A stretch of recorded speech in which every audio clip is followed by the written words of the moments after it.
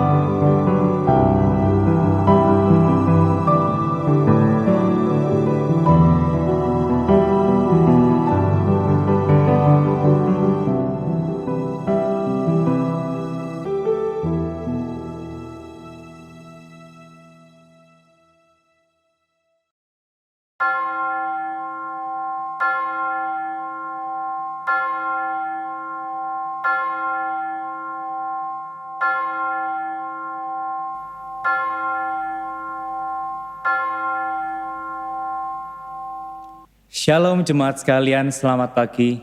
Kita bersyukur setiap kita pagi ini telah dipanggil oleh Allah untuk datang beribadah kepadanya. Mari kita bangkit berdiri, kita berdiam diri di hadapan Allah yang kudus.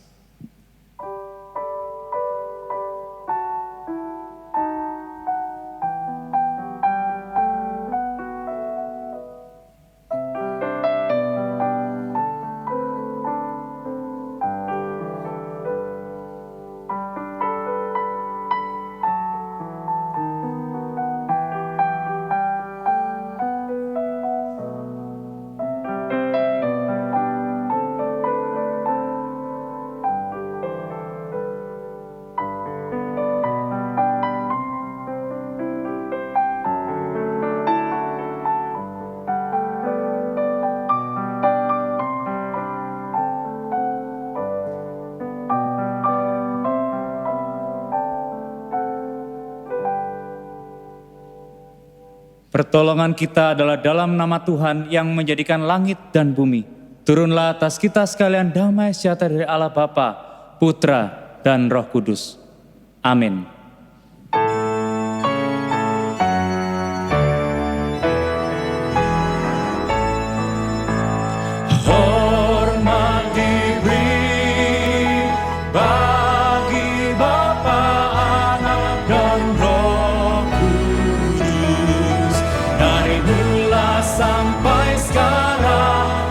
Seterusnya termulia, amin, amin. Aku telah memohon satu perkara kepada Tuhan, hanya satu saja yang aku minta. Tinggal di dalam rumah Tuhan sepanjang hidupku, untuk menyaksikan segala kebaikannya dan meminta bimbingannya. Pada masa kesusahan, Dia akan melindungi aku. Dia akan menjaga aku supaya selamat di dalam rumahnya dan menempatkan aku di atas gunung batu. Allah kita adalah Allah yang maha kuasa. Di atas gunung batu yang mengangkat kita dan meneguhkan kaki kita. Kita memuji Tuhan kita. Kita bernyanyi, bersorak hanya bagi Dia, Tuhan kita. Nyanyi dan bersorak bagi Dia. Nyanyi dan bersoraklah bagi Dia. pujian, hormat, kuasa bagi Raja. Gunung tunduk, laut bergelora, mendengar namamu. Ku bersuka atas perbuatanmu, selamanya ku kasihi Engkau Tuhan. Tiada janji seperti yang ada padamu. Yesusku penyelamat, puji Dia. Yesusku penyelamatku, tiada yang seperti Engkau. Setiap hari ku memuji keajaiban kasih. Dia penghibur, pelindung bagi setiap kita.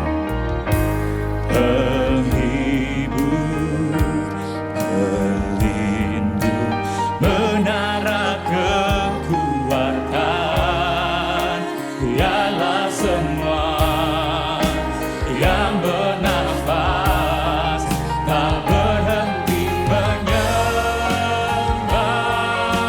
Kami mau nyanyi bersorak bagimu Tuhan. Nyanyi dan bersoraklah bagi Dia. Pujian, hormat, kuasa bagi Raja. Gunung tunduk, laut bergelora, mendengar namamu. Kami bersuka bagimu Tuhan, kami yang hidup. Ku bersuka atas perbuatanmu, selamanya ku kasihi Engkau Tuhan. Tiada janji seperti yang ada padamu. Dia takkan membiarkan kakimu goyah, menjagamu tidak akan terlelap. Sesungguhnya tidak terlelap dan tidak tertidur penjaga Israel. Tuhanlah penjagamu, Tuhanlah naunganmu. Ajar kami Tuhan untuk berserah kepadamu, mempercayakan hidup kami sepenuhnya kepada kedaulatanmu Tuhan. Kami hidup beriman dan memuliakanmu. Nyanyi dan bersorak hanya bagimu Tuhan. Nyanyi dan bersoraklah bagi pujian hormat baginya. Pujian, hormat, kuasa bagi Raja. Gunung tunduk, laut bergelora, mendengar namamu. Ku bersuka atas perbuatanmu, selamanya ku kasihi Engkau Tuhan. Tiada janji seperti yang ada padamu. Tiada janji seperti yang ada padamu.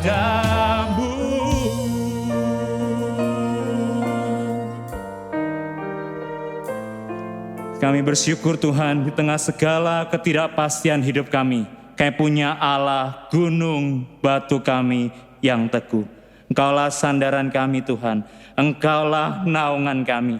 Kami bersyukur Tuhan, Engkau teguh dan Engkau memegang hidup setiap kami. Kepadamu pagi ini kami datang Tuhan. Biarlah limpah anugerah-Mu dan ketulusan kasih-Mu memanggil kami kembali untuk membawa hidup kami yang hancur, untuk kami boleh bertobat dan mengaku segala dosa salah kami di hadapan-Mu. Kiranya kasih-Mu Tuhan menguduskan, menyucikan kami kembali. Sehingga kami boleh baru sebagai anak-anak-Mu yang berdiri di hadapan-Mu beribadah dan layak hanya oleh anugerah dan perkenanan. Ini kami Tuhan, kami membawa seluruh keberadaan diri kami untuk kami beribadah dan menyembah Engkau. Allah kami yang hidup, Allah yang telah menebus kami, Allah yang telah mengampuni kami, Allah yang menyertai hidup kami. Dalam nama Yesus kami berdoa. Amin. Berita anugerah bagi setiap kita terambil dari 1 Petrus pasal yang pertama ayat yang ketiga. Terpujilah Allah dan Bapa Tuhan kita Yesus Kristus, yang karena rahmat-Nya yang besar telah melahirkan kita kembali oleh kebangkitan Yesus Kristus dari antara orang mati, pada suatu hidup yang penuh pengharapan. Hidup kita yang penuh dengan dosa telah ditebusnya. Tuhan memberikan kita panggilan untuk kita hidup bagi Dia, Raja di atas segala raja. Silakan jemaat sekalian duduk. Mari kita memuji Dia, Raja di atas segala raja. Tinggikan namanya dengan segenap kekuatan. Dia diagungkan, Dia Raja diagungkan tinggi. Mari kita puji Dia, angkat suara kita bagi Dia Raja kita. Dia diagungkan, Raja diagungkan tinggi. Ku puji Dia diagungkan, Raja diagungkan tinggi. Ku puji Dia, Yesus Tuhan, kebenarannya memerintah. Surga bumi selamanya, agung selamanya. Dia diagungkan, Raja diagungkan tinggi. Praise His name, He is exalted, the King is exalted. He is exalted, the King is exalted on high. I will praise Him. He is exalted, forever exalted, and I will praise His name. He is the Lord, forever His rule shall reign. Heaven and earth rejoice in His holy name. He is exalted, the King is exalted. He is the Lord, praise His name. He is the Lord, forever His rule shall reign. Heaven and earth rejoice in His holy name. He is exalted, the King is exalted on high. He is exalted, the King is exalted with all your heart and voices. He is exalted, the King is exalted on high. Puji nama Tuhan kita yang perkasa, agung, dan Raja kita. Allah atas semesta itu akan melingkupi dan menyertai hidup kita. Tengah segala pergumulan hidup kita, mari datang kepadanya. Mengarahkan mata kita kepada Tuhan kita. Lingkupiku dengan sayap. Lingkupiku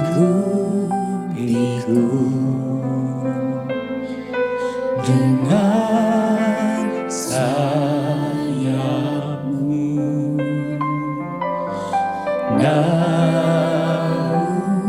naungiku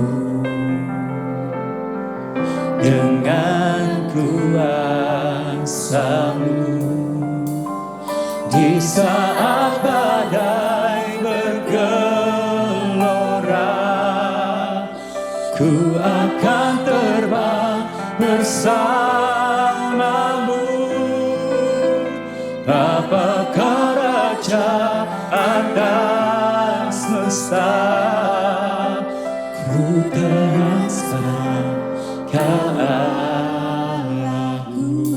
Datang padanya, Dia Raja atas semesta, Dia sumber perlindungan kita, Dia sumber pertolongan kita. Lingkupi kami Tuhan dengan sayap. Oh, lingkupiku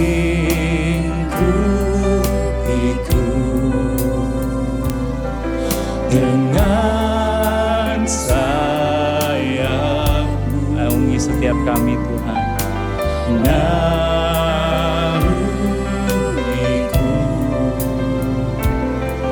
dengan kuasa-Mu.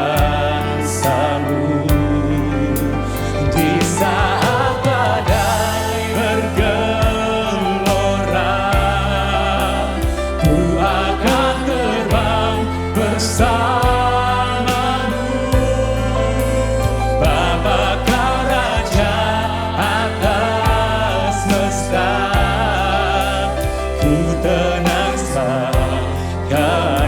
badai bergelora.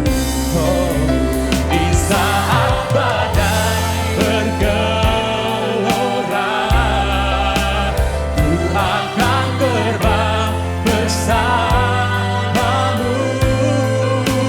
Bapa, kau Raja atas semesta, ku tenang sebab kau Allahku. Ku tenang sebab kau Allahku. Mari kita datang kepada Allah kita, membawa setiap pergumulan pribadi kita di hadapan Tuhan. Dia Raja atas semesta, Dia Raja atas hidup kita. Mari datang mempercayakan pergumulan kita di hadapannya.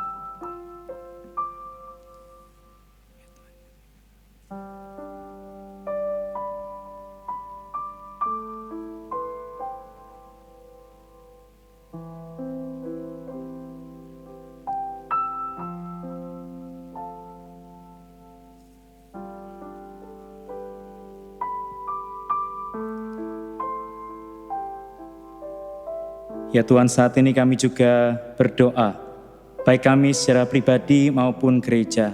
Kami berdoa di masa-masa yang penuh dengan ketidakpastian ini. Biarlah Engkau Tuhan meneguhkan iman percaya kami kepadamu, bahwa bersamamu kami berjalan dan kami aman, dan Engkau Raja atas semesta akan menopang dan menyertai dan melingkupi kehidupan setiap kami, pribadi lepas pribadi dan kehidupan gerejamu Tuhan. Saat ini kami berdoa Tuhan untuk situasi politik di negara kami. Kami berdoa untuk undang-undang cipta kerja Tuhan. Kami berdoa kedamaian Tuhan boleh terjadi tengah-tengah segala pergumulan bangsa kami ini. Kami berdoa kiranya pemerintah Tuhan berikan hikmat di dalam menangani dan menjaga stabilitas ekonomi dan politik Indonesia.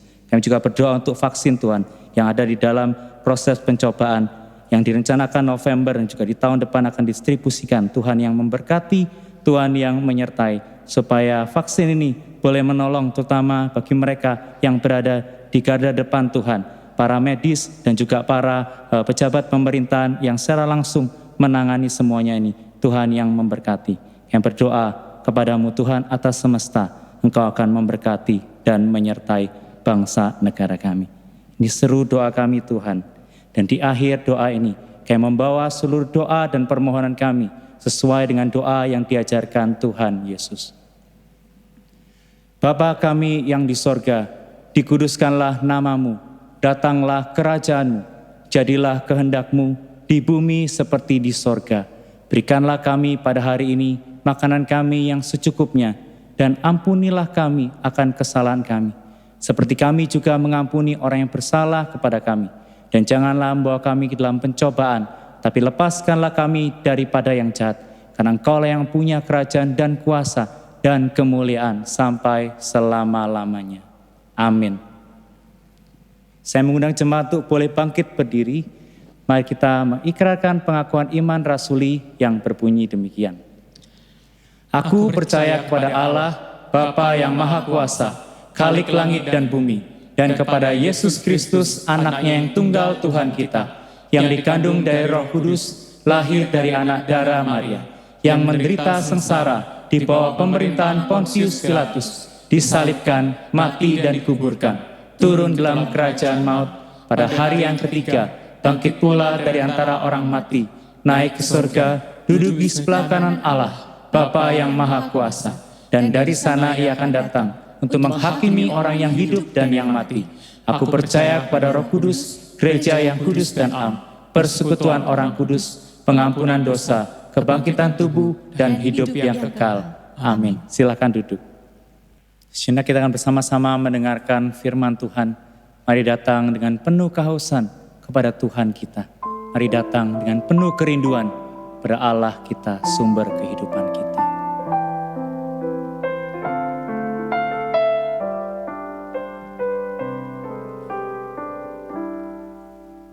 Seperti rusa rindu sungaimu, jiwaku rindu Engkau. Kaulah Tuhan hasrat hatiku.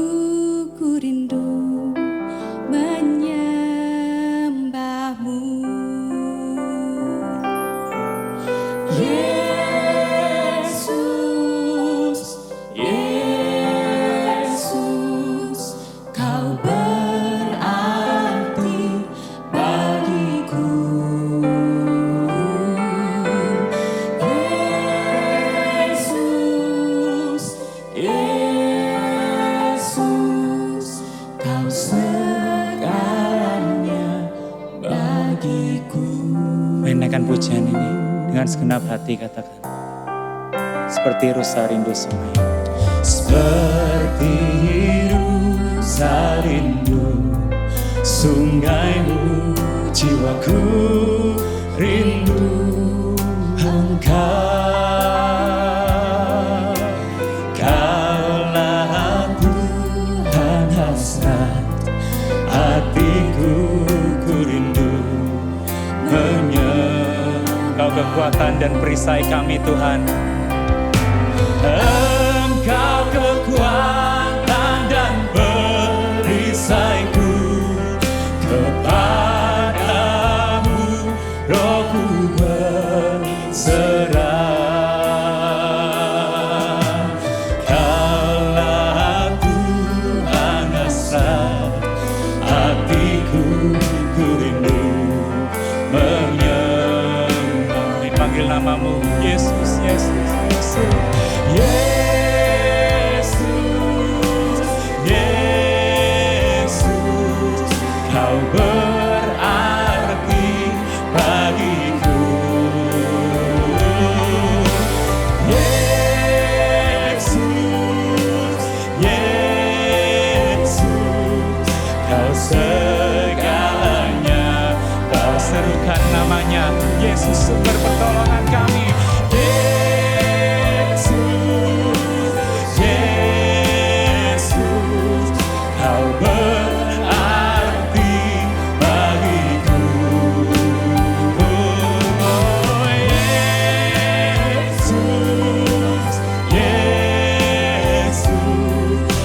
Segalanya bagiku.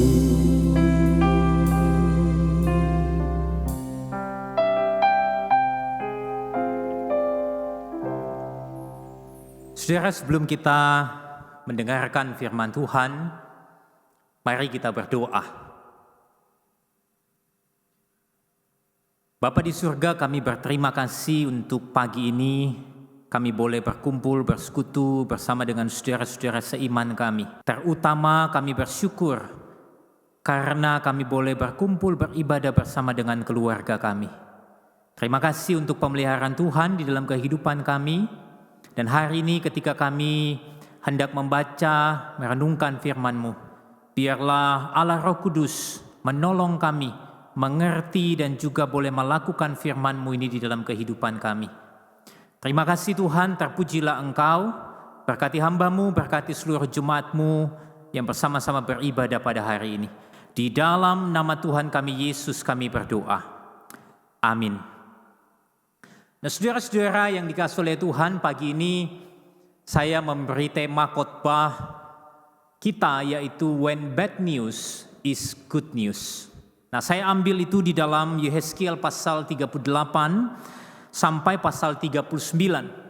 Tetapi saya ingin memberikan sebuah highlight saja secara singkat untuk beberapa ayat.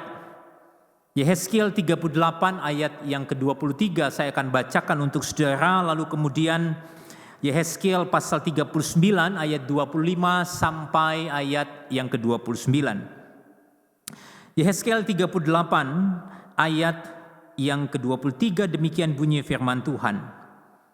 Aku akan menunjukkan kebesaranku dan kekudusanku dan menyatakan diriku di hadapan bangsa-bangsa yang banyak, dan mereka akan mengetahui bahwa akulah Tuhan. Pasal 39 ayat 25 sampai 29, demikian bunyi firman Tuhan. Oleh sebab itu beginilah firman Tuhan Allah. Sekarang aku akan memulihkan keadaan Yakub dan akan menyayangi seluruh kaum Israel. Dan cemburuku timbul untuk mempertahankan namaku yang kudus. Mereka akan melupakan noda mereka dan segala ketidaksetiaan mereka yang dilakukannya terhadap aku. Kalau mereka sudah diam kembali di tanah mereka dengan aman tentram, dengan tidak dikejutkan oleh apapun. Dan kalau aku sudah membawa mereka kembali dari tengah bangsa-bangsa dan mengumpulkan mereka dari tanah musuh-musuh mereka, dan pada saat aku menunjukkan kekudusanku kepada mereka di hadapan bangsa-bangsa yang banyak, dan mereka akan mengetahui bahwa akulah Tuhan Allah mereka, yang membawa mereka ke dalam pembuangan di tengah-tengah bangsa-bangsa dan mengumpulkan mereka kembali di tanahnya, dan aku tidak membiarkan seorang pun daripadanya tinggal di sana. Aku tidak lagi menyembunyikan wajahku terhadap mereka. Kalau aku mencurahkan rohku ke atas kaum Israel, demikianlah firman Tuhan Allah. Nah, saudara yang dikasihi oleh Tuhan, sedemikian jauh pembacaan firman Tuhan pada pagi ini. Berbahagialah saudara dan saya yang boleh membaca, merenungkannya, dan terlebih melakukannya di dalam kehidupan kita setiap hari. Nah, saudara yang dikasihi oleh Tuhan, ketika saya masih tinggal di Jakarta, ada sebuah pengalaman menarik yang saya alami ketika hendak pergi melayani pemberitaan firman di sebuah kota di daerah Jawa Tengah. Nah, ketika hendak pergi ke kota itu, saya kemudian memilih moda transportasi kereta api. Mengapa? Oleh karena salah satu alasannya adalah saya ingin menghindari kemacetan di jalan raya yang biasanya terjadi di penghujung minggu. Nah, ketika hari itu tiba, Sabtu malam kira-kira jam 8, saya berangkat dari sebuah stasiun di tengah kota Jakarta dengan memakai kereta api kelas eksekutif menuju kota di Jawa Tengah. Nah, saudara, estimasi perjalanan kira-kira 4,5 jam. Nah, karena saya itu berada di sebuah kereta yang nyaman, saya kemudian bergegas untuk memejamkan mata saya sejenak untuk menghilangkan keletihan saya sepanjang hari. Nah, saudara, 1 jam perjalanan berjalan dengan baik. Tetapi saudara, tiba-tiba udara di dalam gerbong itu mulai memanas. Dan ternyata ada kerusakan pendingin di dalam gerbong itu menurut petugas pada waktu itu. Saudara, hasilnya adalah jendela-jendela kecil dan pintu-pintu pada gerbong itu harus dibuka agar udara itu mengalir di dalam gerbong itu. Memang saudara sedikit lebih segar tetapi tidak sesejuk sebelumnya. Saudara, pikir saya di dalam hati, ini bukanlah masalah yang terlalu besar. Tetapi saudara, tidak lama kemudian kereta melambat. Dan masinis lewat speaker yang ada di gerbong-gerbong kereta itu kemudian memberitahukan bahwa ada kendala teknis pada mesin kereta api sehingga kereta tidak dapat melanjutkan perjalanan beberapa waktu sampai mesin kereta itu diperbaiki. Mohon para penumpang bisa bersabar sebentar. Demikian kata para petugas yang berjalan menyusuri setiap gerbong-gerbong kereta. Saudara, ada beberapa penumpang yang mulai gelisah dan bertanya, berapa lama Pak? Saudara, petugas kereta yang ada nampaknya tidak bisa memberi kepastian. Mereka hanya bisa berkata, sabar ya Pak, sabar ya Bu, kita usahakan secepatnya. Dan saudara yang dikasihi oleh Tuhan, karena tidak bisa lagi memejamkan mata pada waktu itu, saya kemudian berpikir untuk mampir ke gerbong makanan dan memesan secangkir teh untuk diseruput sembari saya menunggu. Saudara, tidak lama kemudian ada seorang pria yang kemudian datang duduk di depan saya dan kami pun berbincang-bincang. Keluhan karena kereta api yang mogok tentunya menjadi salah satu topik pembicaraan kami. Dan tiba-tiba saudara, dia mengatakan sebuah kalimat yang membuat kami itu tertawa bersama-sama. Dia berkata, untung ya Pak, ini kereta api. Kalau mesinnya masih mogok ya syukurlah. Coba kalau ini pesawat terbang. Gimana ya kalau kita lagi di udara terus tiba-tiba kedua mesin pesawat itu berhenti. Kan bisa selesai hidup kita ya Pak. Ungkap pria itu dengan tersenyum dan kami kemudian tertawa bersama. Saudara, obrolan kami berlanjut dan tidak terasa waktu berlalu begitu cepat dan tiba-tiba bunyi kereta pun mulai terdengar. Pendingin di setiap gerbong mulai menyala. Saya segera pamit dan kemudian bergegas kembali ke tempat duduk saya melanjutkan perjalanan dengan kereta api itu. Saya ingat persis tepat pukul 4 pagi saya tiba di tempat tujuan dan segera bergegas naik becak menuju pastori untuk mandi dan bersiap melayani ibadah yang dimulai pukul 6.30 pagi waktu itu. Nah, saudaraku yang dikasihi oleh Tuhan, cerita ini mengingatkan saya tentang satu hal yang sederhana. Bahwa ketika kita harus menghadapi kenyataan yang pahit, kenyataan yang buruk, ternyata masih ada pelajaran yang baik dan manis yang bisa kita syukuri dari hal itu. Saudara, mungkin saja saudara sedang mengalami hal yang buruk hari ini, atau mungkin minggu ini, atau mungkin bulan ini, atau bahkan tahun ini.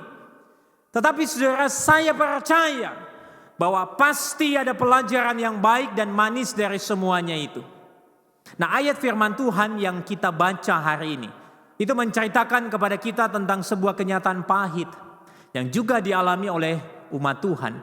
Tetapi pada bagian yang sama, kita menemukan kenyataan yang manis di dalamnya. Saudara, apa sih kenyataan pahit yang dialami oleh umat Tuhan pada waktu itu? Saudara, kalau kita membaca pasal 38 sampai 39, kita menemukan ketika itu mereka menerima sebuah berita bahwa sementara keadaan hidup mereka tenang, sementara keadaan hidup mereka damai, kemudian datanglah dikatakan Gog di tanah Magog, yaitu Raja Agung negeri Mesek dan Tubal yang hendak menyerang mereka. Saya bacakan saudara di dalam pasal 38 ayat yang pertama dan yang kedua. Dikatakan demikian, datanglah firman Tuhan kepadaku, hai anak manusia, tunjukkanlah mukamu kepada Gog di tanah Magog, yaitu Raja Agung negeri Mesek dan Tubal, dan bernubuatlah melawan dia. Lalu ayat 11 dan ayat 12 pasal 38. Engkau berkata, aku akan bangkit bergerak, menyerang tanah yang kota-kotanya tanpa tembok, dan akan mendatangi orang-orang yang hidup tenang-tenang dan diam dengan aman dan tentram. Mereka semuanya diam tanpa tembok atau palang atau pintu gerbang. Engkau bermaksud untuk merampas, menjara, dan mengacungkan tanganmu terhadap reruntuhan-reruntuhan yang sudah dialami kembali, dan menyerang umatku yang dikumpulkan dari tengah-tengah bangsa. Mereka sudah mempunyai ternak dan harta benda, dan mereka diam di pusat bumi. Nah, saudara-saudara yang dikasihi oleh Tuhan, sementara mereka mengalami ketenangan, dikatakan di dalam ayat yang ke-11, mereka diam dengan aman dan tentram. Datanglah kemudian Gog yang berasal dari negeri Mesek dan Tubal untuk melawan umat Tuhan. Saudara, mungkin kita cukup asing dengan cerita ini dan saudara mulai bertanya, siapa sih Gog ini? Nah, kalau tadi dikatakan di dalam ayat 2 dia adalah Raja Agung negeri Mesek dan Tubal, ternyata saudara, kalau saya membaca di dalam terjemahan King James, dikatakan Raja Agung itu diterjemahkan sebagai the chief prince. Yang di dalam bahasa Ibraninya sebetulnya jika diterjemahkan itu dikatakan the prince of Rosh. The prince of Rosh. Nah, kata Rosh ini saudara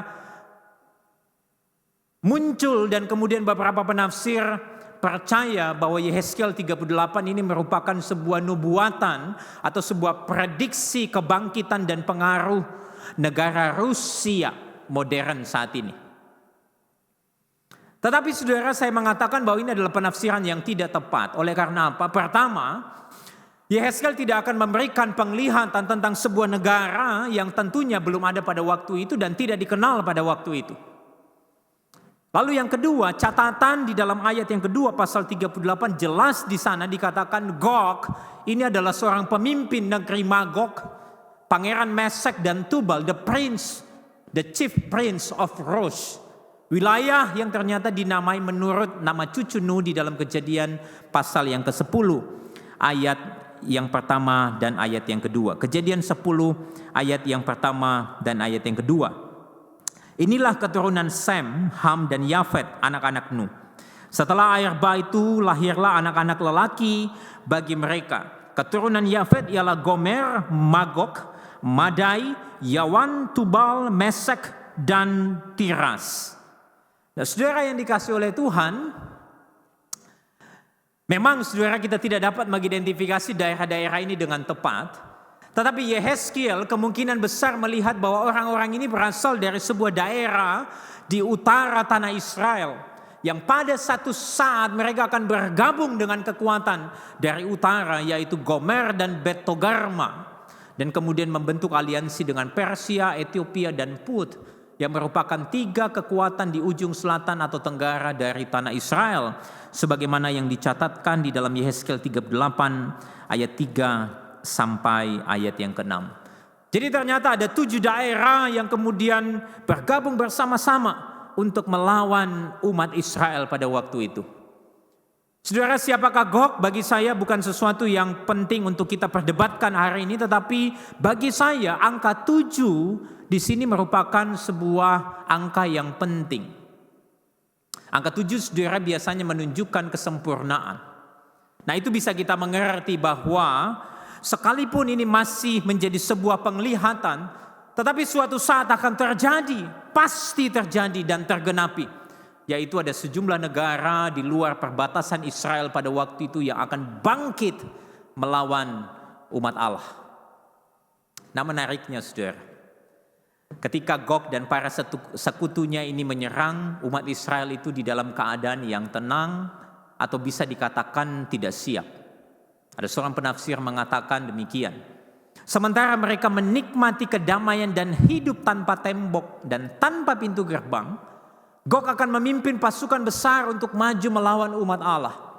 Gerombolan perkasa akan maju seperti datangnya badai petir dan akan seperti awan yang menutupi tanah.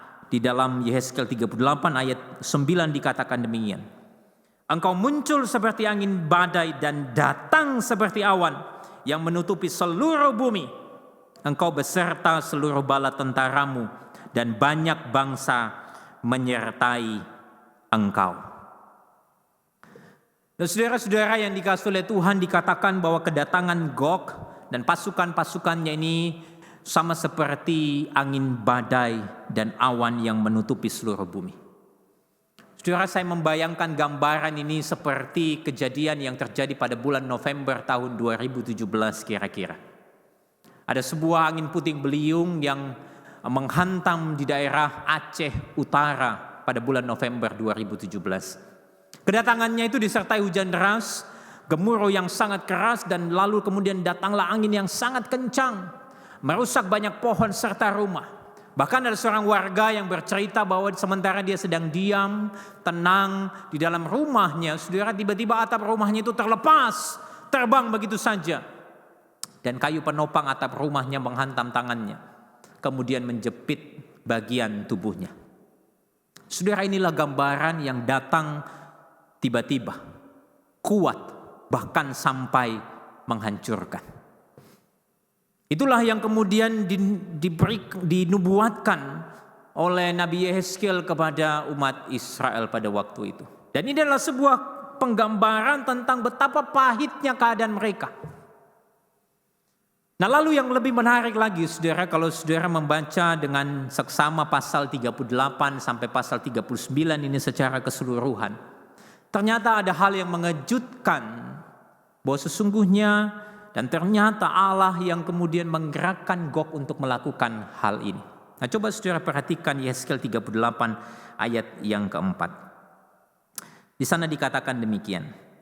Aku akan menarik engkau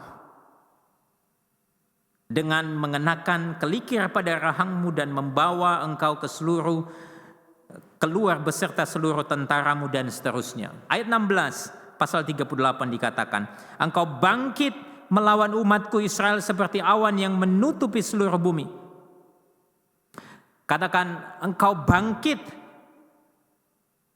melawan umatku Israel seperti awan yang menutupi bumi. Ayat 17 dikatakan demikian. Beginilah firman Tuhan Allah, engkau ini tentang siapa aku yang aku sudah berfirman pada hari-hari dahulu kala dengan perantaran hamba-hambaku, yaitu nabi-nabi Israel, yang bertahun-tahun bernubuat pada waktu itu, bahwa aku akan membawa engkau melawan umatku. Sudah, pertanyaannya adalah bagaimana mungkin Allah itu yang menggerakkan Gog untuk datang menyerang umatnya sendiri? Apakah ini berarti bahwa Allah lah aktor di balik segala keadaan yang pahit itu? Kalau betul demikian, bagaimana kita memahami bahwa Allah itu adalah Allah yang merancangkan hal yang baik di dalam hidup kita? Saudara, saya memahami bahwa pertanyaan-pertanyaan ini sangat mungkin menggelisahkan hati kita. Tetapi di dalam pembacaan saya terhadap persoalan ini di dalam konteks kitab Yehezkiel pasal 38-39, maka ada dua hal yang perlu saudara kita ketahui. Ada dua hal yang perlu kita ketahui. Yang pertama, saudara, sesungguhnya Gog dan pasukan-pasukan dan sekutunya ini bertindak berdasarkan naturnya yang memang jahat. Perhatikan ayat yang ke-10, saudara. Pasal 38 ayat yang 10. Beginilah firman Tuhan Allah. Pada hari itu timbullah niat dalam hatimu, dan engkau membuat rancangan jahat. Dikatakan timbullah niat dalam hatimu, dan engkau membuat rancangan jahat. Rancangan jahat yang dirancangkan itu ada di dalam ayat 12 dan 13. Mereka melakukan penyerangan, mereka merampas dan sebagainya. Saudara, natur Gog yang memang jahat itu saya ibaratkan seperti ini, saudara. Seperti seekor singa buas yang ketika diberi pilihan untuk makan sepotong daging ukuran besar yang masih segar atau satu keranjang sayur-sayuran yang baru saja dipanen. Mana yang akan dipilih, saudara? Nah, berdasarkan naturnya, bisa kita katakan bahwa singa itu akan memilih apa? Memakan daging potongan yang masih segar ini, bukan? Saudara, demikianlah halnya dengan tindakan penyerangan yang dilakukan oleh Gog. Karena naturnya yang memang jahat, yang kemudian menggerakkan dia dan pasukan-pasukannya untuk datang menyerang umat Tuhan. Ada seorang penafsir yang mengatakan demikian, Gog is a willing participant. Artinya Gog itu menyerang karena dorongan atas kehendak dirinya yang dimana naturnya yang memang jahat. Jadi saudara, keadaan pahit yang dialami oleh umat Israel yang dinubuatkan sesungguhnya bukan karena Allah yang kemudian merancangkan hal itu, tetapi karena natur daripada Gog yang jahat. Ini yang pertama, saudara. Yang kedua, bahwa Allah itu tidak pernah melakukan atau merancangkan yang jahat. Nah, hal ini diungkapkan dengan sangat jelas di dalam seluruh catatan Alkitab secara konsisten. Bahwa Allah tidak pernah berniat untuk mendatangkan rancangan kecelakaan bagi umatnya. Nah, kalau kita baca di dalam konteks Yehezkiel 38-39, kita menemukan berkali-kali Allah itu mengatakan bahwa kejadian ini supaya mereka mengenal aku pada saat aku menunjukkan kekudusanku. Ayat 23 misalnya di dalam pasal 38 bagian yang kita baca tadi. Aku akan menunjukkan kebesaranku dan kekudusanku dan menyatakan diriku di hadapan bangsa-bangsa yang banyak, dan mereka akan mengetahui bahwa akulah Tuhan. Atau misalnya di dalam bagian yang lain pasal 39 ayat 7 dikatakan demikian, dan aku akan menyatakan namaku yang kudus di tengah-tengah umatku Israel. Dan aku tidak lagi membiarkan namaku yang kudus dinajiskan sehingga bangsa-bangsa akan mengetahui bahwa akulah Tuhan yang maha kudus di Israel. Nah, saudara, pengungkapan tentang kekudusan Tuhan di sini itu sangat kontras dengan tuduhan yang seringkali bahwa Allah lah yang merancangkan yang jahat. Tidak. Allah tidak pernah melakukan sesuatu yang kemudian menyangkali naturnya sendiri. Saudara, bagaimana kita mengkaitkan hal ini dengan kehidupan kita hari ini? Saudara, kenyataan yang pahit itu menjadi bagian hidup iman percaya kita. Kadangkala saudara, kenyataan yang pahit itu datang di saat-saat di mana kita sedang tenang atau bahkan kita tidak siap. Kita terkaget-kaget akan hal itu. Saudara, ada yang berkata demikian bahwa penderitaan itu tidak bisa dihindari dalam kehidupan manusia. Dan itu jelas sekali bahwa dunia ini penuh dengan penderitaan. Rasa sakit fisik, emosional, spiritual itu telah menjadi bagian yang intrinsik yang ada di dalam hidup kita dan bahkan di dalam pengalaman kita sebagai manusia. Nah, kalau kita membaca perjanjian baru, juga acap kali dikatakan bahwa penderitaan itu menjadi bagian hidup iman percaya kita. Misalnya saudara, seperti yang dikatakan di dalam 1 Petrus 4 ayat yang ke-12. Mari kita membuka bagian itu. 1 Petrus 4 ayat yang ke-12. Dikatakan demikian. Saudara-saudara yang kekasih, janganlah kamu heran akan nyala api siksaan yang datang kepadamu sebagai ujian. Seolah-olah ada sesuatu yang luar biasa terjadi atas kamu. Bagian yang lain misalnya di dalam Wahyu pasal yang ke-6 ayat 9 dan 10 dikatakan demikian. Wahyu 6 ayat 9 dan 10. Dan ketika anak domba itu membuka materai yang kelima, aku melihat di bawah mezbah jiwa-jiwa mereka yang telah dibunuh oleh karena firman Allah dan oleh karena kesaksian yang mereka miliki.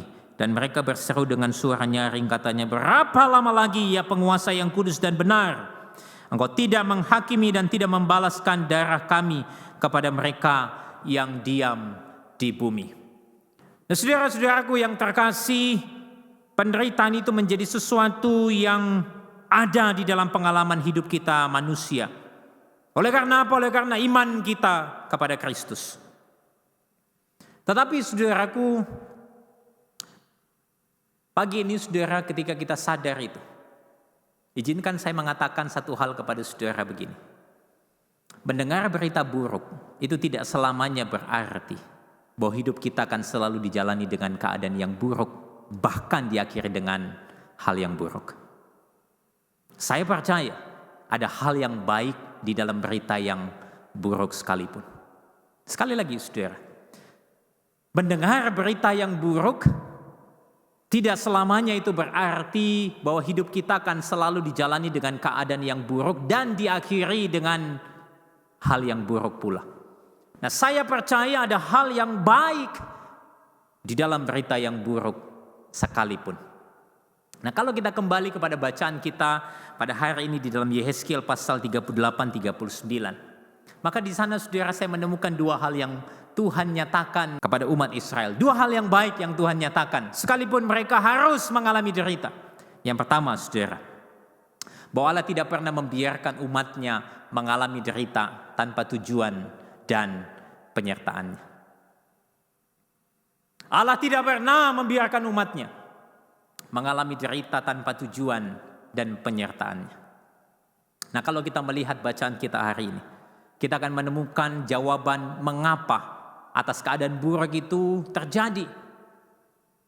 Seperti yang tadi kita baca di dalam pasal 39 ayat yang ke-7, bahwa Allah itu akan menyatakan kekudusannya. Allah hendak bahkan menyatakan kekudusannya bukan hanya kepada umatnya, tetapi kepada bangsa-bangsa lain. Lebih lanjut saudara, kalau kita membaca pasal 39 ayat 25 sampai 29, bahwa Tuhan itu yang akan memulihkan. Tuhan itu yang akan kemudian menyatakan kemahakuasaannya kepada umat Israel. Bahkan dikatakan saudara, Tuhan itu tidak akan membiarkan Gog dan pasukannya itu melawan umat Tuhan dengan kekuatannya sendiri. Bahkan Tuhan itu yang akan kemudian menyatakan murkanya sendiri kepada Gog. Tuhan yang akan menyatakan murkanya sendiri kepada Gog. Pasal 39 ayat 18 sampai ayat 22 dikatakan demikian. Daging para pahlawan akan kamu makan, dan darah para pemimpin dunia akan kamu minum. Mereka semuanya ibarat domba jantan, anak domba, kambing, dan seterusnya. Lalu dikatakan, kamu akan menjadi kenyang pada perjamuanku dengan makanan kuda dan penunggangnya, pahlawan dan semua orang perang. Demikianlah firman Tuhan Allah. 21-22, aku akan membuat kuasa kemuliaanku berlaku atas bangsa-bangsa, dan mereka semua melihat hukuman yang akan kujatuhkan, dan melihat tanganku yang akan memukul mereka. Dan kaum Israel akan mengetahui bahwa akulah Tuhan Allah mereka, mulai hari itu dan seterusnya. Dan saudara, hal ini bukanlah sebuah kejadian yang baru, bahwa Allah yang akan turun tangan untuk mengalahkan Gog. Dengan kekuatannya sendiri, dia akan mengalahkan Gog. Dan umat Israel akan melihat siapakah Allah yang mereka sembah. Saudara, ini bukan hal atau sebuah kejadian yang baru. Oleh karena apa, saya teringat pada peristiwa di mana Allah itu menolong umat Israel pada waktu Bani Moab dan Bani Amon datang menyerang bangsa Israel di bawah kepemimpinan Raja Yosafat dalam catatan 2 Tawarik pasal yang ke-20. Saudara, kalau saudara membaca 2 Tawarik pasal 20, di sana dikatakan ada suatu laskar yang besar yang datang dari seberang laut Asin, dari Edom menyerang Israel. Apa yang dilakukan Yosafat pada waktu itu? Yosafat menjadi takut, tetapi dia membawa persoalannya itu kepada Tuhan. Dia berdiri di hadapan umatnya pada waktu itu, umat Israel pada waktu itu. Bahkan dia berdiri di hadapan pelataran bait Allah pada waktu itu. Lalu dia berseru kepada Tuhan. Nah, singkat cerita saudara, ada seorang Lewi yang bernama Yahasiel bin Sakaria. Itu datang kepada Yosafat dan berkata demikian. Jangan kamu takut, terkejut karena laskar yang besar ini. Sebab bukan kamu yang akan berperang melainkan Allah. Tetapi besok haruslah kamu turun menyerang mereka. Dan dalam peperangan itu tidak usah kamu bertempur. Jangan kamu takut dan terkejut. Majulah besok menghadapi mereka. Tuhan akan menyertai kamu. Nah saudara, di sini kita bisa menyaksikan bahwa Alkitab itu menyatakan kepada kita sebuah kebenaran. Bahwa Allah terkadang mengizinkan persoalan datang kepada kita. Bukan hanya supaya kita bisa mengalami kemenangan atas persoalan itu. Tetapi supaya apa? Supaya kita bisa mengenal Allah yang perkasa, yang sanggup melepaskan kita dari persoalan dan derita yang kita alami. Nah itulah sebabnya saudara, itu adalah purpose utama daripada keberadaan kita sebagai umat Tuhan. To know Him, to glorify Him forever. Allah mengizinkan penderitaan bukan tanpa tujuan. Lalu yang kedua saudara, apa hal yang baik yang bisa kita pelajari? Allah itu menjamin kemenangan umatnya dan kekalahan para lawan. Seperti yang tadi kita baca saudara, bahwa Allah sendiri yang kemudian turun tangan. Allah yang menyertai itu Allah yang menjamin kemenangan umatnya atas Gog dan sekutunya. Lalu kalau tadi kita baca di dalam ayat 18, ayat 17 sampai 20, di situ ada sebuah penggambaran tentang sebuah perjamuan yang menyatakan kekalahan daripada Gog. Dan itu sekaligus menjadi sebuah tanda kemenangan umat Tuhan yang patut dirayakan. Saudara, bukankah ini adalah sebuah berita yang baik di tengah-tengah nubuatan derita yang mereka alami? Sesungguhnya ada jaminan kemenangan itu bagi mereka yang bersama-sama dan berjalan dengan Allah yang perkasa. Nah, saudaraku, bagaimana kita mengkaitkan hal ini dengan konteks kehidupan kita masa kini? Dan saya ingin berkata kepada saudara begini. Allah yang sama yang menyertai umat Israel di masa yang lampau, juga Allah yang sama menyertai kita sampai hari ini. Derita diizinkan oleh Allah, tetapi penyertaannya selalu ada bersama dengan saya dan saudara. Bahkan ketika Daud menuliskan Mazmur 23 ayat yang keempat, dia berkata, sekalipun aku berjalan dalam lembah kekelaman, aku tidak takut bahaya sebab Engkau besertaku. Pengalaman derita itu hanya menjadi sebuah perjalanan yang sementara. Daud mengatakan, sekalipun aku berjalan. Kata berjalan yang diungkapkan oleh Daud ini tidak memakai satu kata, yaitu kata tinggal. Daud tidak mengatakan bahwa kita akan tinggal dalam lembah kekelaman. Itu artinya bahwa semua derita yang kita alami saat ini hanyalah sementara. Dan puji syukur saudara. Karena apa? Karena Allah itu ada beserta dengan kita. Ini bukan hanya sebuah berita yang baik, tetapi sebuah janji kepastian dalam hidup kita. Nah, pertanyaannya kepada saya dan saudara adalah, adakah kita tetap beserta dengan Tuhan di saat-saat derita? Adakah kita itu tetap beserta dengan Tuhan di saat-saat derita?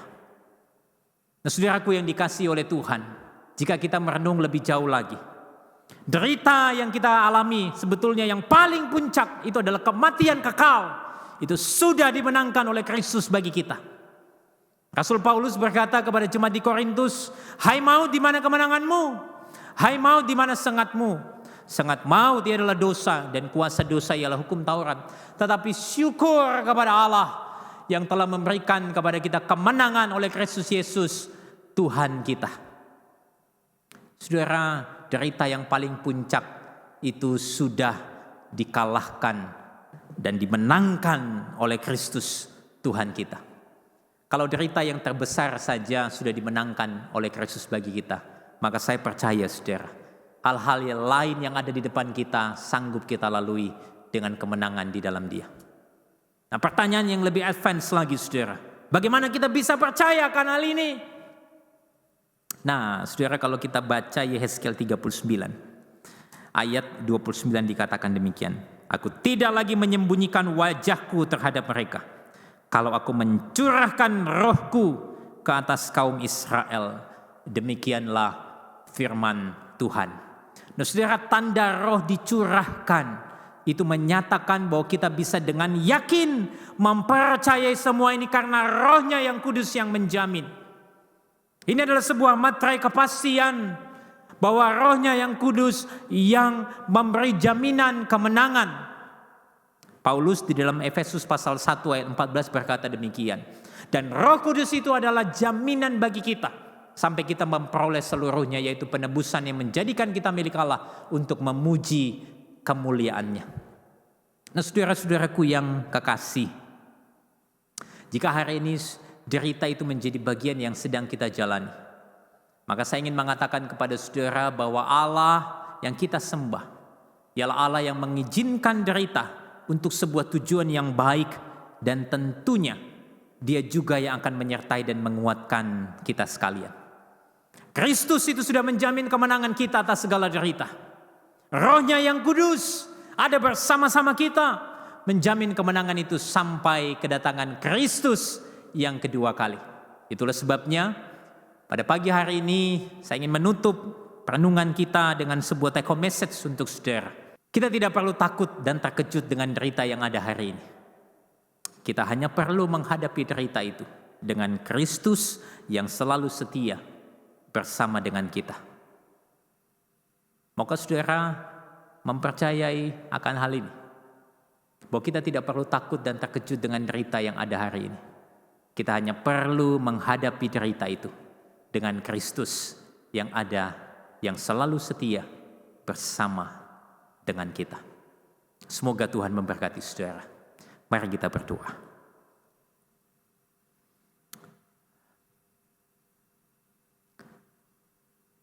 Tuhan, terima kasih kalau firman-Mu pada pagi ini mengingatkan kami bahwa sesungguhnya di dalam iman percaya kami derita itu menjadi bagian hidup kami.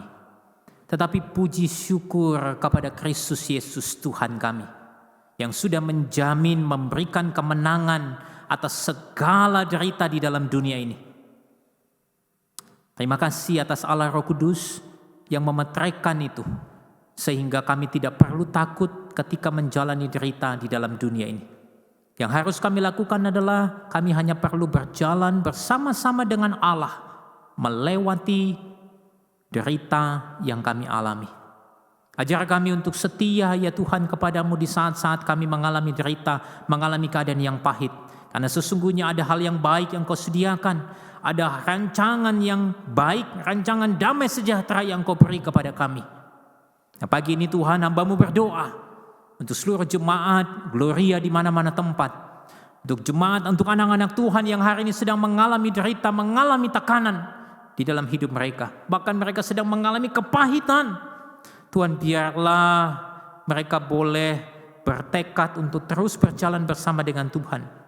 Satu saat kami boleh melihat hal yang baik, hal yang manis yang Tuhan sediakan di dalam kesetiaan yang sudah kami kerjakan di dalam hidup ini. Tuhan, firman-Mu sudah kami baca, kami renungkan. Biarlah itu boleh berbicara kepada kami setiap pribadi. Dan kami ingin melakukannya di dalam hidup ini. Terima kasih Tuhan, terpujilah Engkau. Di dalam nama Tuhan kami Yesus Kristus, kami berdoa, kami bersyukur. Amin.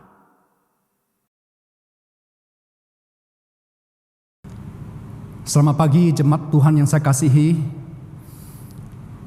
Saya ingin mewakili majelis dan hamba Tuhan GKA Gloria menyampaikan beberapa pengumuman. Yang pertama tentang pengunduran pemilihan majelis.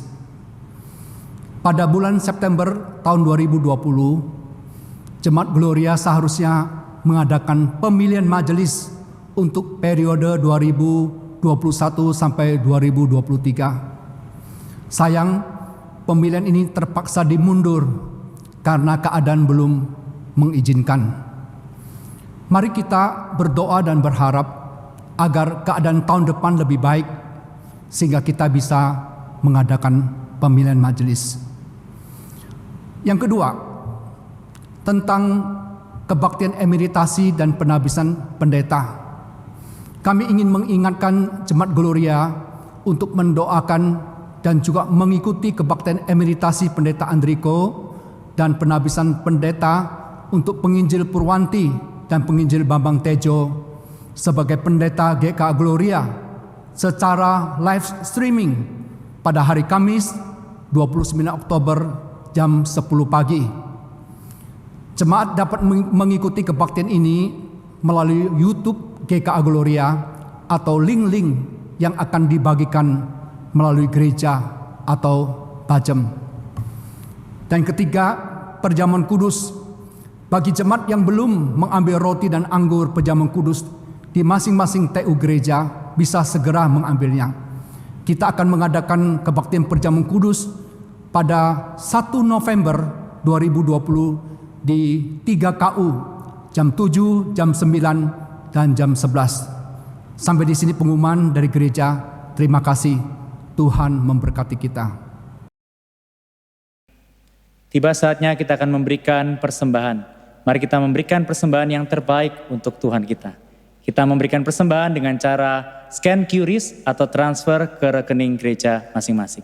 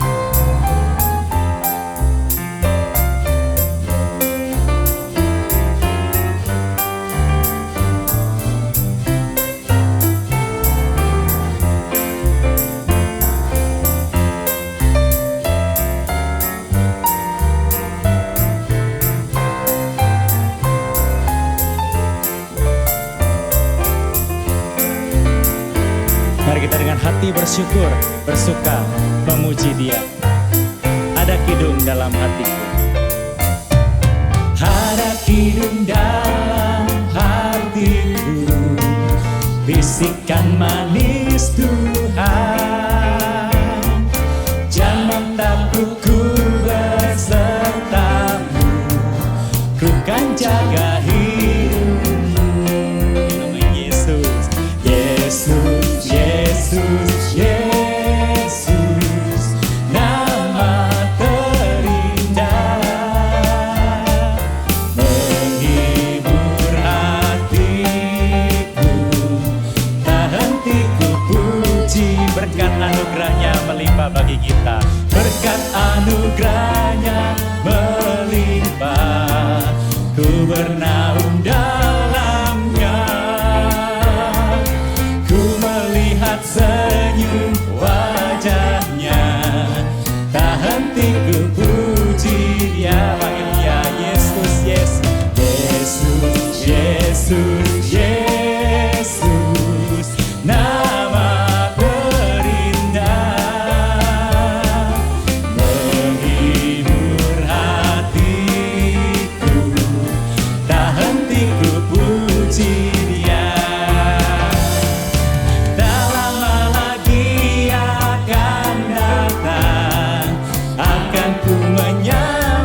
Dijemput ke sorga, dan ku kan dijemput ke bertahta selamanya, bertahta bersamanya. Yesus, Yesus, Yesus, nama terindah, menghibur hatiku, tak henti ku puji Dia. Saya mengundang jemaat berdiri, mari kita bersatu dalam doa. Bapa di surga, kami sungguh bersyukur untuk berkat dan juga setiap anugerah yang Tuhan limpahkan di dalam kehidupan kami. Pagi hari ini kami membawa persembahan kami Tuhan, wujud ucapan syukur kami, yang kami tahu tidak sebanding dengan besarnya anugerah dan berkat yang Tuhan berikan kepada kami. Tetapi Tuhan, kami mau belajar setia untuk bersyukur, untuk mempersembahkan yang terbaik buat Tuhan. Karena kami percaya Tuhan tidak melihat seberapa besar persembahan kami, tetapi Tuhan melihat seberapa tulus dan cintanya kami kepada Tuhan. Dan kami juga mau memberikan hidup dan hati kami Tuhan, supaya di dalam keseharian kami, bahkan di dalam pandemi ini, kami terus menjadi orang-orang yang bersinar bagi kemuliaan nama Tuhan. Hidup kami boleh menjadi berkat bagi setiap orang-orang yang mengecap dan melihat betapa Tuhan baik dan menyertai kehidupan kami. Terima kasih Tuhan, terima kasih. Kami naikkan ucapan syukur kami ini di dalam nama Tuhan Yesus Kristus, Allah kami yang hidup. Amin. Bagi Dia satu-satunya Allah yang penuh hikmat oleh Yesus Kristus, segala kemuliaan sampai selama-lamanya. Amin.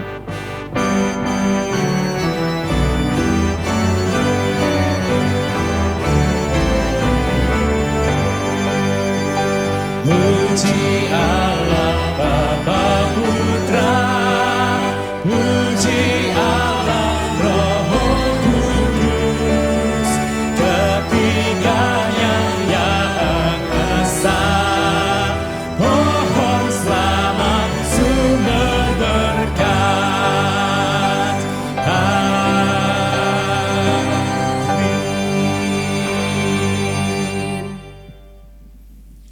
Bapak, Ibu, dan saudara-saudara sekalian, mari kita mengarahkan hati dan pikiran kita kepada Tuhan dan kita menerima berkat daripadanya. Kiranya berkat dan kasih yang kekal dari Allah Bapa, anugerah keselamatan di dalam Kristus Yesus Tuhan, kekuatan, penghiburan, dan penyertaan dari Allah Roh Kudus menyertai saudara sekalian, mulai hari ini hingga kedatangan Tuhan Yesus yang kedua kalinya, dan dimanapun saudara berada, boleh terus hidup di dalam perkenanan Tuhan dan hidup memuliakan Tuhan sampai selama-lamanya. Amin.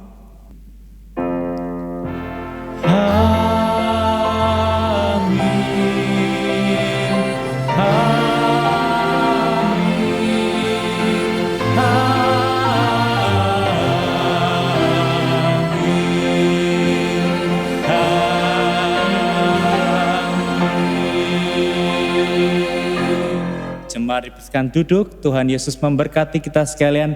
Kini kita boleh pergi diutus menjadi berkat bagi sekeliling kita.